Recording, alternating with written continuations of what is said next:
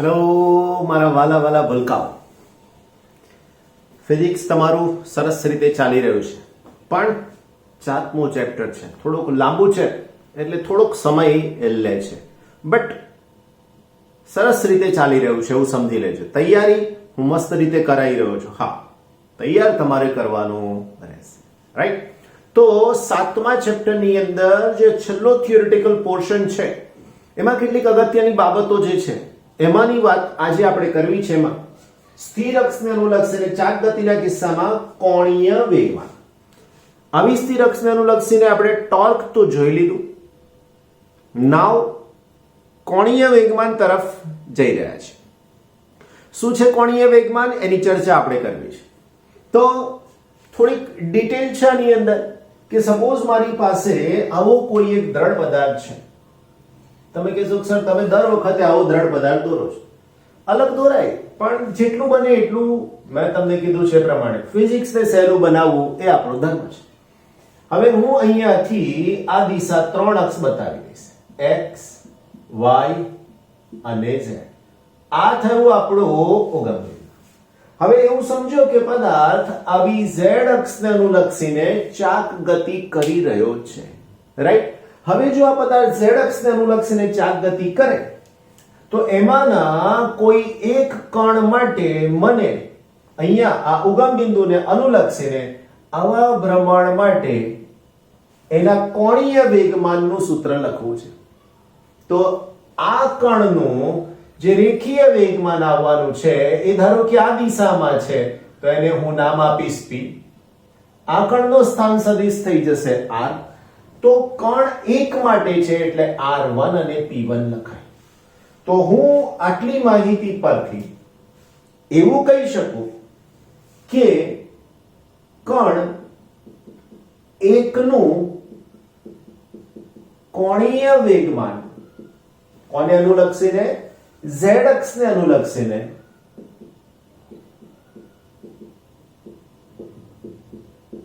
વાલા મિત્રો, તો z અક્ષને અનુલક્ષીને L is equal to સદિશ L1 is equal to R1 cross P1 આવું લખાય, બરાબર?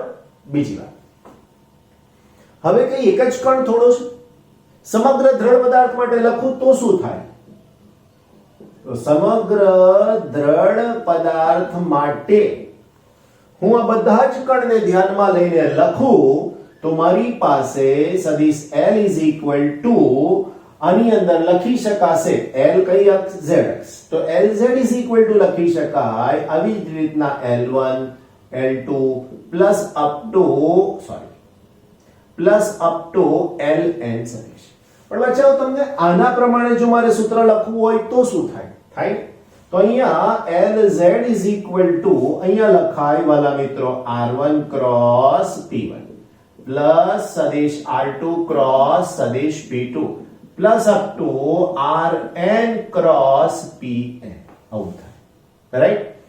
માટે આની અંદર સદિશ LZ is equal to આ બધાનું મારે સમેશન લખવું હોય તો summation I is equal to 1 to n આની અંદર થઈ જશે Ri ક્રોસ Pi. સમજી લીધું? પરંતુ આ Pi અને Ri છે શું? તો કે આ ક્રમ બતાવે છે કણનો. તો લખી શકું, પરંતુ Pi is equal to mvi, right? mi લખો તોય વાંધો નથી, ક્રમ તો આપવાનો જ છે. તો માટે Lz is equal to summation I is equal to 1 to n Ri cross mivi. બોલો, ક્લિયર આટલે સુધી? બીજું આપણી પાસે પાછું, પરંતુ vi is equal to ri અને ઓમેગા.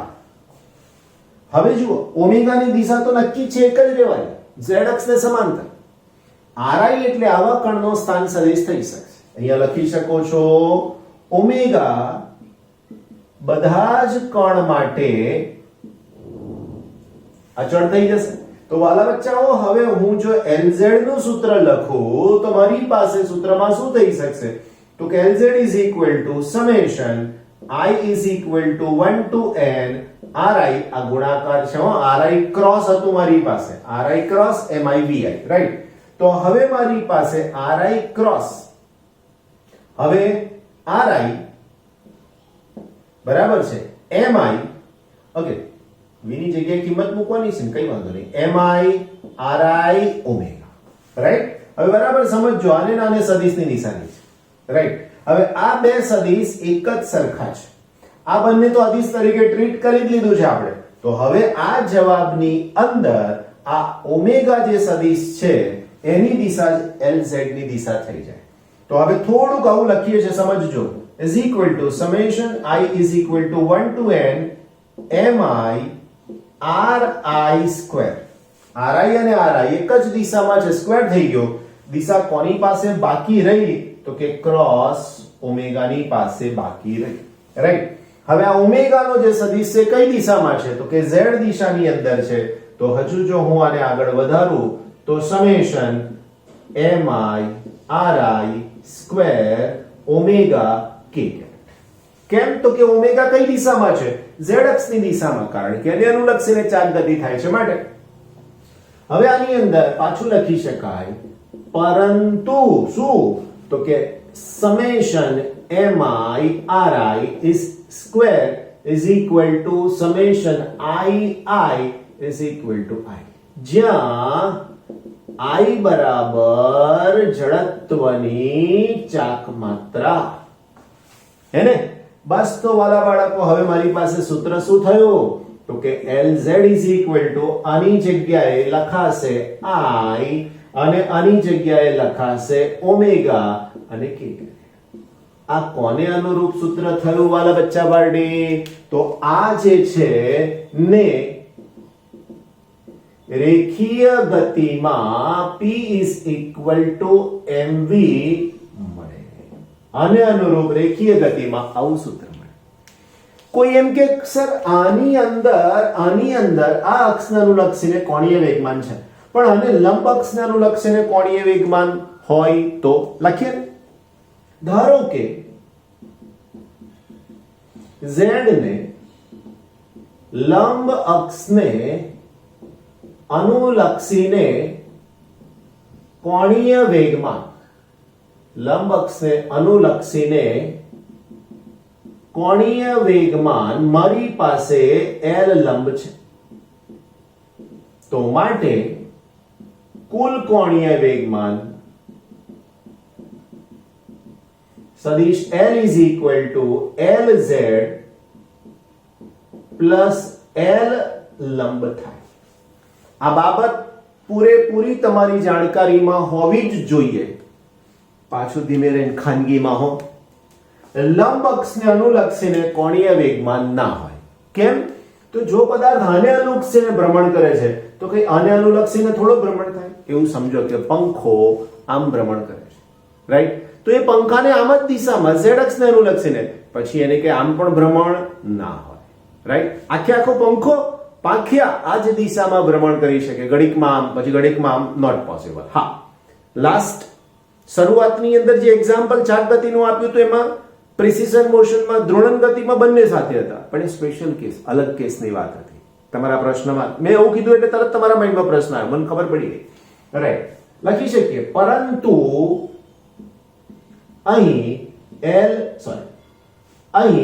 L લંબ is equal to 0 માટે હું આવું લખી શકું મારા વાલાઓ કે સદિશ L is equal to LZ જ થાય, રાઈટ? બીજું, આવા જ કણોના તંત્ર માટે કોણીય વેગમાનના સૂત્ર ઉપરથી મારે ટોર્ક મેળવવું છે. ફરીથી પ્રશ્ન શું છે? કણોના તંત્ર માટે કોણીય વેગમાનના સૂત્ર ઉપરથી ટોર્કનું સૂત્ર મેળવો. તો વાલા બચ્ચા પાર્ટી, એની એ જ માહિતી અને સમીકરણ નંબર 1 આપી દો, રાઈટ? તો હું લખું સમીકરણ 1 નું t ની સાપેક્ષે વિકલન કરતા,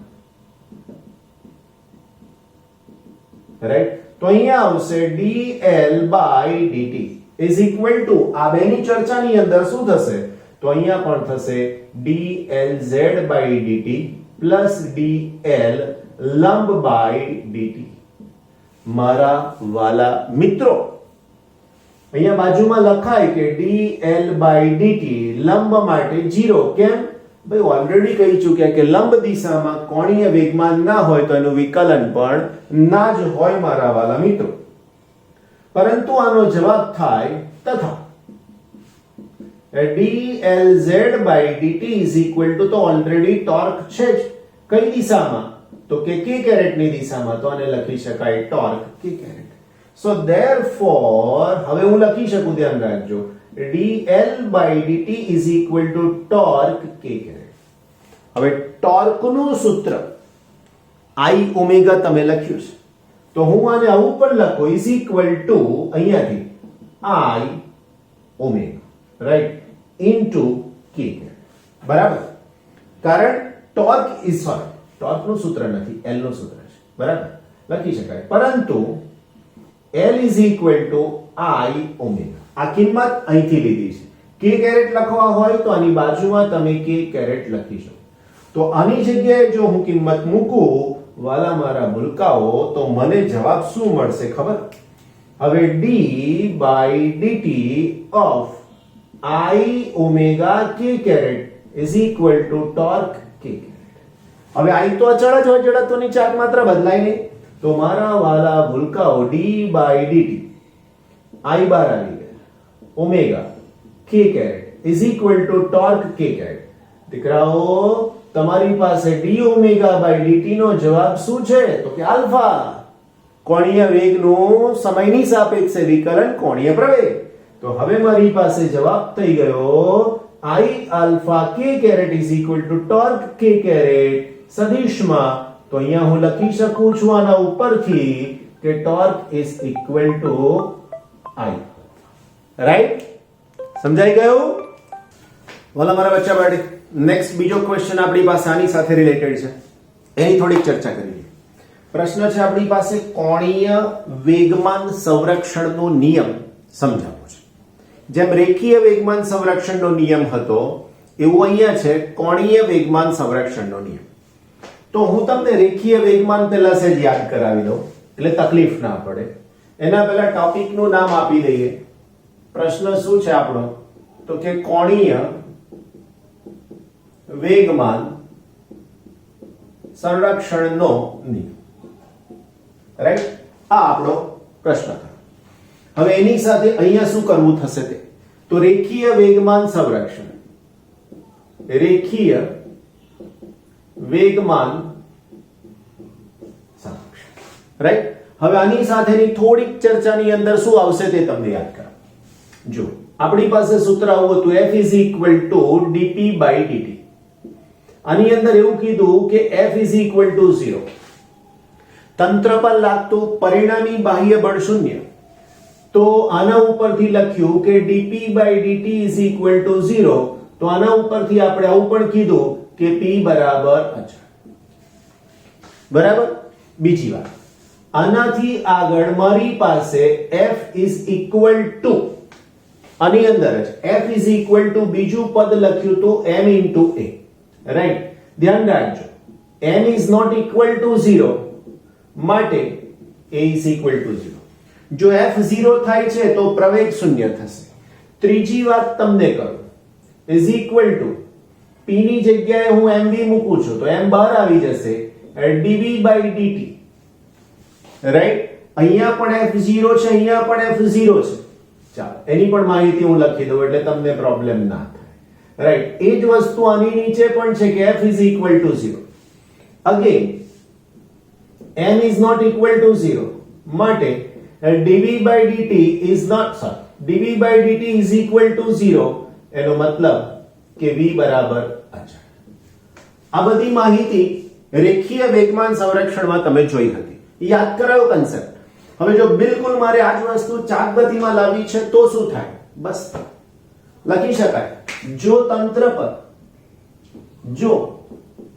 તંત્ર પર લાગતું બાહ્ય ટોર્ક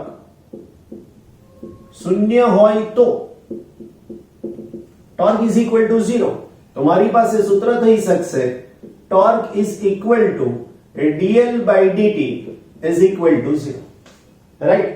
આના બરાબર 0 માટે dl by dt is equal to 0, તો હું લખી શકું કે L બરાબર અચળ. આના ઉપરથી સ્ટેટમેન્ટ શું થાય, જેવું અહીંયા આપ્યું હતું એવું જ અહીંયા આવશે. અહીંયાનું સ્ટેટમેન્ટ બોલો. જો તંત્ર પર લાગતું પરિણામી બાહ્ય બળ શૂન્ય હોય તો તંત્રનું કુલ રેખીય વેગમાન અચળ મળે છે. સેમ પ્રોસેસ અહીંયા. જો તંત્ર ના બોલો તો ત્રણ વધારે પર લાગતું પરિણામી બાહ્ય ટોર્ક શૂન્ય હોય તો તંત્રનું કુલ કોણીય વેગમાન અચળ મળે છે. હવે તમારે આ સેગમેન્ટમાં નથી જવું તો બીજું શું હોઈ શકે? આ વધારાની વાત, રાઈટ? આની જેમ જ torque is equal to I into alpha is equal to 0 માટે અથવા તો પરંતુ I is not equal to 0 માટે alpha is equal to 0. તો આ પણ થયું કોણીય વેગમાન માટે. એના પછી torque is equal to I into d omega by dt આવું થાય, પરંતુ I is not equal to 0. આ I એટલે જડત્વની ચાક માત્રા માટે d omega by dt is equal to 0, તો માટે ઓમેગા બરાબર અચળ.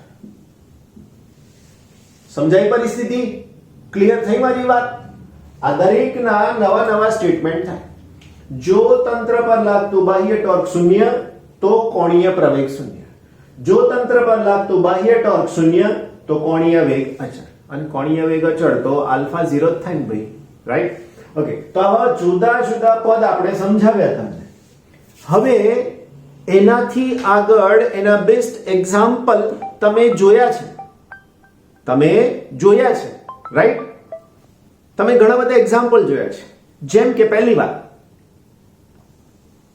કોઈક સ્કેટિંગ કરનાર સ્કેટર, સ્પેશિયલી આઈસ સ્કેટર તમે જોયા હશે, બરફ પર સ્કેટિંગ કરે તે આમ હાથ ખુલ્લા રાખી અને ભ્રમણ કરે છે. હવે જ્યારે એ હાથ ભેગા કરી દે આમ, તો દ્રવ્યમાન કેન્દ્ર જે અક્ષ છે એમાં અંતર વધારે હતું, આમ હાથ ભેગા કરી દે તો અંતર ઘટી ગયું. કોનું? આ બધા કણોનું, ભ્રમણાક્ષથી. તો અંતર ઘટી ગયું, આઈ એની અંદર ફેરફાર થયો અને એના કારણે ઓમેગાનું મૂલ્ય વધી જાય છે, એટલે ઝડપ ફરવાની વધી જાય છે. બીજું, ઘણી બધી વખત તમે જોયું હશે સ્વિમિંગ પુલની અંદર હાઈટ ઉપરથી ડાઈવ મારે છે કેટલાક, અને આ ડાઈવ મારે ત્યારે પગ હાથથી આમ પકડી લે છે અને પોતાને સાઈઝ નાની બનાવી દે છે, એટલે એકદમ ઝડપથી ફરતા હોય એવું લાગે. ત્રીજું એક્ઝામ્પલ, ખુરશીમાં કોઈક વ્યક્તિ બેઠો છે, ખુરશી રોટેટ થાય એવી છે, પહેલા હાથ આમ પોળા રાખ્યા છે, હવે ખુરશી ફરે છે, ફરતી ખુરશીની અંદર હાથ એકાએક સંકોચાઈ જાય આમ, તો શું થાય? તો દળનું વિતરણ ભ્રમણાક્ષથી પહેલા વધારે હતું, હવે ઘટી ગયું. દળનું વિતરણ ઘટી ગયું તો જડત્વની ચાક માત્રા ઓછી થઈ, અને જડત્વની ચાક માત્રા ઓછી થાય તો તેવા સમયે કોણીય ઝડપમાં વધારો થાય. જેમ કે એવું સમજો કે મારી પાસે એક પદાર્થ આવી રીતે આમ ફેલાયેલો છે. હવે આ કિસ્સાની અંદર એની પર ટોર્ક લાગે છે, સૂત્ર લખી શકો I, એના માટે ટોર્ક અચળ છે એવું માની લો, ટોર્ક અચળ છે, તો L is equal to સૂત્ર લખી શકું I. હવે આ જ પદાર્થને હું આવો બનાવી દઉં છું, દળને બધું એ જ, પણ અંતર ઘટાડી દીધું. આટલો જ ટોર્ક લાગે છે, અહીંયા જેટલું છે એટલું જ અહીંયા અચળ છે, રાઈટ? તો અહીંયા પણ L બરાબર શું થશે? I omega. હવે I1 ઓમેગા 1, I2 ઓમેગા 2, તો હવે આ બંનેને સરખાવું તો I1 omega 1 it is equal to I2 omega 2. હવે પહેલા કિસ્સામાં I વધારે છે અને બીજા કિસ્સામાં I ઓછા છે, વચ્ચે બરાબરની નિશાની છે, સમજજો. હવે તો આની સાથે આ પદ કેવું હોવું જોઈએ? આ પદ કેવું? વધારે ગુણાકારમાં અહીંયાની સંખ્યા ઓછી હોવી જોઈએ, રાઈટ? અને અહીંયા ઓછા છે તો એની સાથે ગુણાકારની સંખ્યા વધારે હોવી જોઈએ. તો આ પદ ઓછું, આ પદ વધારે હોય તો અને તો જ તમે એવું કહી શકો કે આની અંદર ઘટાડો થયો, તો હવે આ ઓમેગા 2 વધે છે. એટલે સમજાવું પેલો સ્કેટર્સની ઝડપ કેમ વધી જાય છે, રાઈટ? સર્કસની અંદર ઘણા ઊંચેથી ડાયો મારે ત્યારે એકદમ આમ ફરતા ફરતા જોરથી આવતા હોય એવું લાગે છે, તો એમાં પણ સેમ પ્રિન્સિપલ. ઓકે, ભલે એ લોકોને ખબર નહીં હોય કે ચાક ગતિ શું છે, પણ સિદ્ધાંત ઉપયોગમાં લે છે, રાઈટ? તો આવા ઘણા બધા દાખલા આપણી સાથે પણ છે અહીંયા આ ચેપ્ટરની અંદર. જ્યારે આવશે ત્યારે ગણીશું. ઓકે, બચાવો 7.8 નંબરનો દાખલો લાસ્ટ લેક્ચરનો બહુ સરસ રીતે તમે ગણ્યો હશે એવું હું માનું છું, રાઈટ? હવે હું તમને બીજો 7.9 નંબરનો દાખલો સમજાવવા માંગુ છું, રાઈટ? 7.9 શું કહે છે? એક કારનું વજન 1800 કિલોગ્રામ છે. તો અહીંયા લખું કારનું વજન, કારનું દળ બરાબર 1800 કેજી. તેની આગળ અને પાછળની એક્સલ વચ્ચેનું અંતર 1.8 મીટર છે. તેનું ગુરુત્વ કેન્દ્ર એ આગળની એક્સલ થી 1.05 મીટર પાછળ છે. સમતલ જમીન દ્વારા આગળના દરેક પૈડા, વેલ અને પાછળના દરેક પૈડા પર લાગતું બળ શોધો. થોડીક આકૃતિ દ્વારા તમને સમજાવવાની જો હું વાત કરું તો કાર તમારી પાસે જે રીતના ઊભી છે જમીન પર, એવો આ વિચાર કરી શકીએ. આ ફ્રન્ટના બે વ્હીલની વાત કરીએ અને આ બેક સાઈડના બે વ્હીલની વાત કરીએ. હવે એમાં દળનું ડિસ્ટ્રીબ્યુશન અલગ અલગ હોઈ શકે. તમને ખબર છે કે કેટલીક કારમાં એન્જિન આગળ છે, રાઈટ? કેટલીક કારની અંદર એન્જિન થોડુંક કારના અંદરના ભાગમાં પણ આવે છે, વ્હીલથી સહેજ અંદરની સાઈડ ઉપર. તો અલગ અલગ અરેન્જમેન્ટ હોઈ શકે છે. એટલા માટે આપણે અહીંયા આને ફ્રન્ટ આગળનો ભાગ કીધો છે અને આને બેક સાઈડ કરી રહ્યા છે, રાઈટ?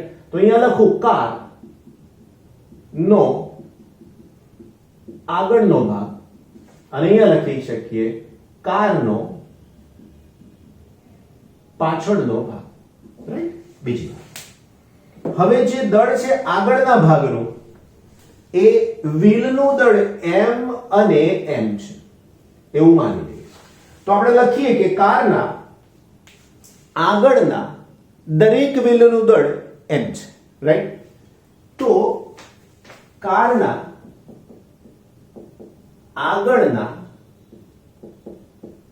દરેક વ્હીલનું દળ બરાબર m છે. હવે આ વ્હીલનું દળ એટલે ટોટલ આવી ગયું હો, વ્હીલનું પોતાનું ઉપરનું જે કઈ દળ આવે એની ઉપર આવે તે.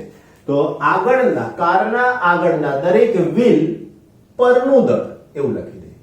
વ્હીલ પરનું દળ એટલે એકદમ ક્લિયર થઈ જાય. વ્હીલનું પોતાનું બાકીનું બધું. તો એને હું m1 m કહ્યું. એટલે આ પણ m છે ને આ પણ m છે, રાઈટ? હવે હું અહીંયા લખું કારના પાછળના દરેક વ્હીલ પરનું દળ. હવે તમને ખબર છે પ્રમાણે ટોટલ દળ 1800 છે. તો ડિસ્ટ્રીબ્યુશન અડધું અડધું થાય એવું માની લઉં તો બાકી શું રહેશે? તો બાકી રહેશે અહીંયા 900 માઇનસ m અને અહીંયા પણ રહેશે 900 માઇનસ. જુઓ કેમ 900 લીધું? તો કે ટોટલ કેટલું છે? 1800. 1800 માંથી m આને મળ્યું તો એનું 1800 નું અડધું એમાંથી m બાદ થઈને આને મળશે. 1800 નું અડધું 900 m બાદ થઈને આને મળશે. આ કન્સેપ્ટ ક્લિયર? તમારો દાખલો પૂરો. આ જ મહત્વની બાબત તમારે સરસ રીતે સમજવાની છે, બાકી કામ પૂરું થઈ જશે, રાઈટ? તો પાછળના દરેક વ્હીલ પરનું દળ બરાબર, જેને હું m2 કહીશ, is equal to 900 minus m kg. અહીંયા પણ kg. That's it. બસ આટલું કામ કર્યું એટલે તમારો પ્રશ્નનો જવાબ પૂરો થયો. હવે દ્રવ્યમાન કેન્દ્ર નથી કીધું, યાદ રાખજો, ગુરુત્વ કેન્દ્ર કીધું છે. તો હવે ગુરુત્વ કેન્દ્ર, હવે અહીંયાથી આટલું અંતર જે આપ્યું છે 1.8 છે, આગળથી 1.05 છે, એટલે એક્ઝેક્ટલી આગળ નથી, અહીંયા છે, રાઈટ? તો અહીંયાનું અંતર 1.05 મીટર છે અને g સેન્ટર ઓફ ગ્રેવિટી કહીએ તો આટલું અંતર થયું, રાઈટ? તો અહીંયાથી આટલું અંતર, આખું અંતર કેટલું કીધું? 1.8 મીટર, રાઈટ? અહીંથી આટલું અંતર 0.75 મીટર, બરાબર કે નહીં? 1.8 માંથી 1.05 બાદ કરો એટલે થઈ જશે. વાલા બચ્ચાઓ સમજાય છે ને વાતને? ઓકે, બસ હવે ગુરુત્વ કેન્દ્રને અનુલક્ષીને જ દ્રવ્યમાન કેન્દ્ર ગણવાનું છે, રાઈટ? તો અહીં સદિશ R1 is equal to, okay, પહેલા હું સૂત્ર લખું. દ્રવ્યમાન કેન્દ્રનું સ્થાન RCM is equal to M1 સદિશ R1 પ્લસ M2 સદિશ R2 upon M1 plus M2. બરાબર? હવે ખાલી આનો નાનો સરવાળો નહીં કરવાનો હો, એટલા માટે ભૂલ ના થાય એટલા માટે અહીંયા લખું છું કારનું કુલ દળ. બરાબર છે? કુલ દળ. કાર પણ ના લખો, ખાલી કુલ દળ એટલું લખો તોય ચાલે, રાઈટ? હવે મારી પાસે R1, તો આનાથી ઉપર એને હું R1 કહીશ, રાઈટ? તો લખી દઈશ R1 is equal to 1.05. હવે મારે એને સદિશ બનાવવો છે તો હું ઉપરની દિશાને x દિશા લઈ લઉં, y દિશા લેશો તોય કોઈ ના નહીં પાડે, રાઈટ? પણ છતાંય હું x દિશા લઉં છું તો હું અહીંયા લખીશ i કેરેટ અને એનો એકમ તો તમને ખબર છે મીટર. તે જ રીતે સદિશ R2 શું થઈ શકશે વાલા બચ્ચાઓ? તો R2 ની જો વાત કરું તો અહીંયા થઈ જશે 0.75 i કેરેટ મીટર, પણ કેવા આવશે? માઈનસ. કેમ? તો કે નીચેની સાઈડ પર છે, રાઈટ? બસ, તો હવે આપણું કામ પૂરું થઈ ગયું. આ સૂત્રની અંદર કિંમત મૂકવાની. હવે ખાસ અગત્યની વાત ધ્યાન રાખજો. ગુરુત્વ કેન્દ્ર પર જ ઉગમ બિંદુ લેતા RCM is equal to 0 થાય, રાઈટ? દ્રવ્યમાન કેન્દ્રને જ આપણે ઉગમ બિંદુ તરીકે લઈ લીધું, રાઈટ? તો 0 થાય તો 0 is equal to M1 ની જગ્યાએ M અને એની સાથે 1.05 i કેરેટ પ્લસ આની અંદર આવશે 900 માઈનસ m અને એની સાથે આવશે minus 0.75 i caret divide by કુલ દળ અહીંયા આવશે 1800. કોઈને તકલીફ થતી હોય કે 1800 શું છે આમ તેમ, પણ આ તો ડાબી બાજુ જશે એટલે 0, રાઈટ? તો માટે અહીંયા આવશે 0 is equal to m1 1.05 i caret plus 900 minus m અને એની સાથે આ માઈનસ આને આપી દઉં તો અહીંયા થઈ જશે 0.75 i કેરેટ, રાઈટ? આ માઈનસ વાળી ટર્મ છે, ડાબી જમણી બાજુ એડજસ્ટ કરી લઈએ. તો હવે ઓકે, આને m1 નહીં m1, તો હવે મને જવાબ મળશે m into 1.05 i caret is equal to 900 minus m into 0.75 i caret. બંને બાજુથી i કેરેટ રિમૂવ કરું છું તો હવે જવાબ થશે m into 1.05 is equal to 900 minus m into 0.75, right? આને આની સાથે અને આની સાથે ગુણી દઈએ તો અહીંયા આવશે m into 1.05, right? It is equal to 900 into 0.75 minus 0.75 m. આને ડાબી બાજુ લાવીશ તો m કોમન થશે 1.05 plus 0.75, it is equal to 900 into 0.75. બચ્ચા પાર્ટી મને જોઈએ છે શું? તો મને જોઈએ છે m, તો હું અહીંયા લખી શકીશ માટે m is equal to શું થશે? તો કે 900 into 0.75 divided by 1.8. બરાબર? Now what is the answer of it? આનો જવાબ તમને શું મળી શકશે? તો રાઈટ, આનો આન્સર તમને મળી શકશે this m is equal to 375 kg. Thus m is equal to 375 kg. આ m, રાઈટ? 900 માંથી 0.75 એટલે એક વખત 25 નીકળે એવું સમજી લો. 9 વખત 25 કાઢવાના. હવે 9 વખત 25 કાઢવાના અને એના છેદમાં આવશે 1.8. વિચારી લો શું જવાબ આવે છે. રાઈટ? માટે આગળના દરેક વ્હીલ પરનું વજન, દરેક વ્હીલ પર લાગતું બળ બરાબર m into g 375 into 9.8 આટલા ન્યૂટન. તમારે જવાબ શોધવાનો, રાઈટ? માટે પાછળના વ્હીલનું અથવા તો વ્હીલ પરનું દળ બરાબર 900 માઇનસ m, 900 માઇનસ 375, 900 માંથી 375 બાદ કરશો તો એનો જવાબ આવશે 525 kg, રાઈટ? માટે પાછળના દરેક વ્હીલ પર લાગતું બળ બરાબર 525 into 9.8 is equal to Newton. ગણતરી થોડીક તમારા ભાગે મેં છોડી, બાકી એકદમ સરસ રીતે દાખલો સમજાઈ ગયો, જગ્યા પણ તમને આપી દીધી, રાઈટ? બસ તો પછી શું જોઈએ તમારે? આટલું સરસ મજાનું ફિઝિક્સ જે તમારા સર દ્વારા તમને મળી રહ્યું છે. ફાઇન. બોલા મારા ભૂલકાઓ, નેક્સ્ટ ક્વેશ્ચન મારી પાસે 7.10 નંબરની અંદર એ ગોળાના સ્પર્શકને અનુલક્ષીને ગોળાની જડત્વની ચાક માત્રા શોધો. હવે જો આટલું વાંચ્યું તો આગળ કશું ખબર જ ના પડે, આગળ જોવું પડે. ગોળાના કોઈ પણ વ્યાસને અનુલક્ષીને ગોળાની જડત્વની ચાક માત્રા 2/5 mr² છે અથવા તો 2 mr²/5 છે, જ્યાં m એ ગોળાનું દળ અને r એ એની ત્રિજ્યા છે. તો અહીં આપણને શું આપ્યું છે તો લખીએ, ગોળાની જડત્વની ચાક માત્રા I is equal to 2/5 mr². હવે જો આ સૂત્ર તમે જુઓ તો અહીંયા આ ગોળો નક્કર છે એવું કહી શકાય. તો આગળ શબ્દ લખી દઉં, નક્કર ગોળા. હવે તમને એમ થાય નક્કર ગોળો એટલે શું?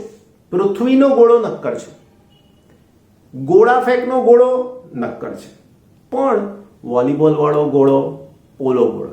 એટલે આપણે આ સૂત્ર ઉપરથી કહી શકીએ કે આ જડત્વની ચાક માત્રા કોની છે? નક્કર ગોળાની છે. હવે આપણને એના સ્પર્શક માટે શોધવાનું કીધું છે. તો વાલા બચ્ચાઓ, અહીંયા આ ગોળો છે એવું વિચારી લઈએ, આ એનું કેન્દ્ર છે. મારી પાસે આ જે અક્ષ છે એને અનુલક્ષીને જડત્વની ચાક માત્રા I is equal to 2/5 mr² છે. મને જે પ્રશ્ન પૂછ્યો છે તે પ્રમાણે પહેલી લાઈન ગોળાના સ્પર્શકને અનુલક્ષીને જડત્વની ચાક માત્રા. તમે આ બાજુ સ્પર્શક દોરો કે આ બાજુ સ્પર્શક દોરો, કોઈ પ્રશ્ન રહેતો નથી. આ બંને અક્ષ એકબીજાને સમાંતરે થઈ ગઈ, રાઈટ? તો હું આને I' કહ્યું, રાઈટ? બસ બે અક્ષ એકબીજાને સમાંતર થઈ કે નહીં? સમાંતર અક્ષનો પ્રમેય વાપરી દઈએ તો લખીએ, સમાંતર અક્ષના પ્રમેય મુજબ I' is equal to I plus md², right? માટે I' is equal to I ની જગ્યાએ હું મૂકીશ 2/5 mr². m એટલે m અને d એટલે બે અક્ષ વચ્ચેનું અંતર વાલા મિત્રો, જેને હું કહીશ r. તો અહીંયા આવશે mr². વાલા મિત્રો 5 અહીંયા જાય લસાની અંદર તો 5 તો છેદમાં ગયા, તો અહીંયા આવશે 2mr² પ્લસ 5mr². 2 અને 5 7. તો હું અહીં લખી શકીશ I' is equal to 7/5 mr². That's it. આ કોને અનુલક્ષીને? તો ગોળાના સ્પર્શકને અનુલક્ષીને જડત્વની ચાક માત્રા, જે ગોળાના સ્પર્શકને અનુલક્ષીને જડત્વની ચાક માત્રા છે. ક્લિયર? એકદમ ના. મારી પાસે આની અંદર જ બીજો પ્રશ્ન છે. શું છે જણાવું તમને. m દળ અને r ત્રિજ્યાની એક તક્તીની તેના કોઈ પણ વ્યાસને અનુલક્ષીને જડત્વની ચાક માત્રા mr²/4 છે. તક્તીને લંબ અને તેની ધાર પરના બિંદુમાંથી પસાર થતી અક્ષને અનુલક્ષીને તક્તીની જડત્વની ચાક માત્રા શોધો. તમારે સેન્ટેન્સને સમજવા પડે તો દાખલો સમજાય. તમે એમ કહો કે હું એકવાર વાંચું અને મને ખબર પડી જાય, તો એ વાત હતી ધોરણ 8, 9, 10 ની વાલા બચ્ચા. રીઝન પણ હતું કે તે વખતે તમારું કોન્સન્ટ્રેશન ક્લાસની અંદર 100% હતું. તમારી હાજરી તમારા ક્લાસરૂમમાં 100% હતી. તે વખતે તમે એવું નહોતા વિચારતા કે મારા મિત્રો શું કરે છે. રાઈટ નાઉ તમે આ લેક્ચર જોઈ રહ્યા છો, પણ તમારું મગજ કેટલા ટકા હાજર છે એ ચેક કરી લેજો. શું કહી રહ્યો છું ખ્યાલ આવે છે? કેટલા ટકા હાજર છે એ ચેક કરી લેજો. બરાબર? બસ તો એ વસ્તુ હું તમને અહીંયા એકની એક વખત જે હોય છે વારંવાર કહું છું. રીઝન, કોન્સન્ટ્રેશન તમારું કામ 90% ઓછું કરી નાખશે. જે એકની એક વસ્તુ 5, 10, 25 વખત વાંચવા છતાંય ના આવડે, એકવાર ધ્યાનપૂર્વક સમજી લો, એકવાર ધ્યાનપૂર્વક તૈયાર કરી લો. બસ આને સ્માર્ટ વર્ક કહેવાય, આને ઇન્ટેલિજન્સી વાળું વર્ક કહેવાય.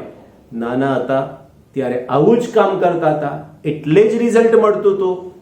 મોટા થયા, અલગ અલગ વિચારો તમારા શરૂ થઈ ગયા. કેવા છે મારે કહેવાની જરૂર રહેતી નથી. રાઈટ? ઓકે, બોલો. જે પ્રશ્ન છે પ્રમાણે m દળ r ત્રિજ્યાની એક તક્તીની તેના કોઈ પણ વ્યાસને અનુલક્ષીને જડત્વની ચાક માત્રા. વાલા બચ્ચાઓ ધ્યાન રાખજો, આને એનો વ્યાસ કહેવાય. રાઈટ? આ પણ એનો વ્યાસ કહેવાય. રાઈટ? તક્તી એટલે સેજ એની પાસે જાડાઈ છે, આવી રીતે. રાઈટ? આ એની જાડાઈ. તો હું અહીંયા લખું છું, બરાબર સમજજો. તક્તીની તેના કોઈ પણ વ્યાસને અનુલક્ષીને જડત્વની ચાક માત્રા. બરાબર? હું આને x અક્ષ કહું અને y અક્ષ કહું, તો ix is equal to iy is equal to મને આપેલું છે 1/4 mr². અમે એમ જ નથી લખ્યું, હું ભાઈ અંદર આપ્યું છે રકમમાં જોઈ લો, 1/4 mr². હવે પ્રશ્ન શું કહે છે? તક્તીને લંબ તેની ધાર પરના બિંદુમાંથી પસાર થતી અક્ષને અનુલક્ષીને જડત્વની ચાક. આ તક્તીને લંબ, આ એને લંબ, મારે આને અનુલક્ષીને જડત્વની ચાક માત્રા શોધવી છે. I dash. ડાયરેક્ટ આ જવાબ નહીં મળે તમને, આ જવાબ ડાયરેક્ટ નહીં મળે. ઇન બિટવીન એક જવાબ તમને શોધવો પડશે અને તે હશે આ. રાઈટ? તમારે આને અનુલક્ષીને જડત્વની ચાક માત્રા શોધવી પડશે. એ તમારે લખવું પડશે. તક્તીના સમતલને લંબ અને તેના કેન્દ્રમાંથી પસાર થતી અક્ષને અનુલક્ષીને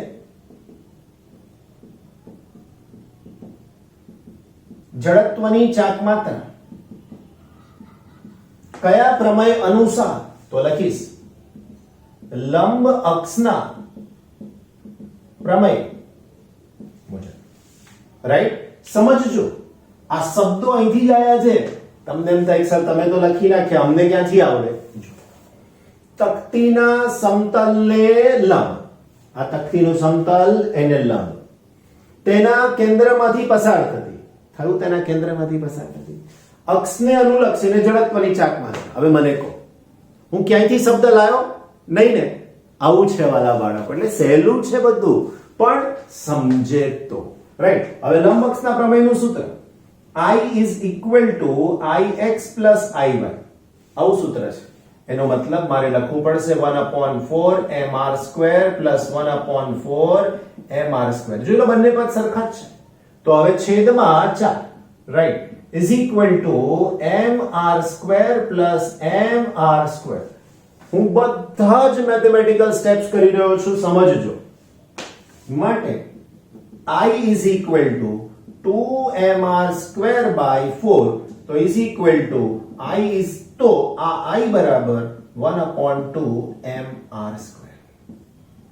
હવે તમે જોઈ શકો છો આ બે અક્ષ એકબીજાને સમાંતરે થઈ ગઈ, બે વચ્ચેનું લંબ અંતર પણ r થઈ ગયું, ત્રિજ્યા જેટલું. તો હવે આની જેમ